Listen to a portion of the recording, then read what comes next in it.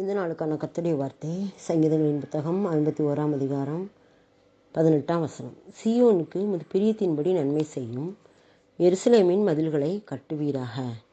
இது ஒரு அருமையான வார்த்தை. இந்த வார்த்தையின்படி கர்த்தர் இந்த நாளில் நம்மோடு பேசுகிறது என்னன்னா, சீயோனுக்கு உமது பிரியத்தின்படி நன்மை செய்யும். சீயோன் அப்படின்னால என்ன அப்படின்னா, கர்த்தர் வாசம் பண்ணுகிற இடம் தான் சீயோன். எருசலேமின் நடுவில் சீயோனில் கர்த்தர் வாசமாக இருக்கிறாரு. சீயோன் அப்படின்னால கர்த்தர் வாசம் பண்ணுகிற இடம். அப்போது நம்ம ஒவ்வொருவர் மேலும் ஆண்டவர் கர்த்தர் வாசமாக இருக்கும்போது அது அங்கே என்ன கிடைக்குன்னா நன்மை கிடைக்குது. அவர் சீயோனுக்கு பிரியத்தின்படி நன்மை செய்வாராம். அப்போ நமக்கும் என்ன செய்வாராம், நாம் சீயோனாக இருக்கும்போது நமக்கு நன்மையான காரியங்களை தான் அவர் அனுமதிக்கிறாரு. தீமையாக சில காரியங்கள் நடந்தாலும் கூட அதுவும் நன்மை தான்.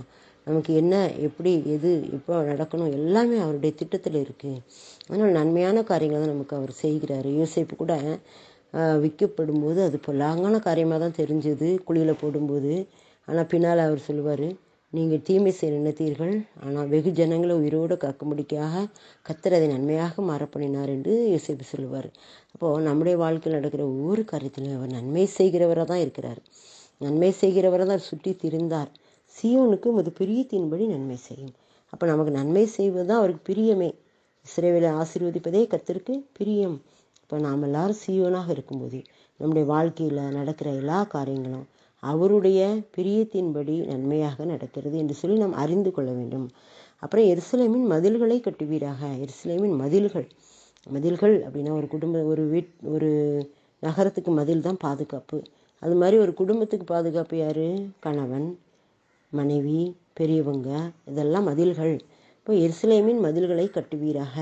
ஆண்டவரே, எங்களுடைய குடும்பத்தின் மதில்களை நீங்கள் கட்டுங்க அப்படின்னு நம்ம ஒப்பு கொடுக்கணும். உன் அரண்மனைக்குள்ளே சமாதானம், உன் அலங்கத்துக்குள்ளே சுகமும், அலங்கத்துக்குள்ளே சமாதானம், அரண்மனைக்குள்ளே சுகமும் கிடைப்பதாக ஆண்டவர் சொல்லுவார்ல. அப்போ நாம் வாசமாயிருக்கிற எருசலேம், அதில் நம்முடைய மதில்களை அவர் கட்டணும்னா என்னது? சிதறண்டு போனதை கட்டுறது, குலைந்து போனதை கட்டுறது, எல்லா குடும்பங்களை கட்டுறது எல்லாம் அவருடைய கிருபை. அந்த மதில்களை அவர் கட்டும்போது எல்லாம் கட்டப்படுகிறது.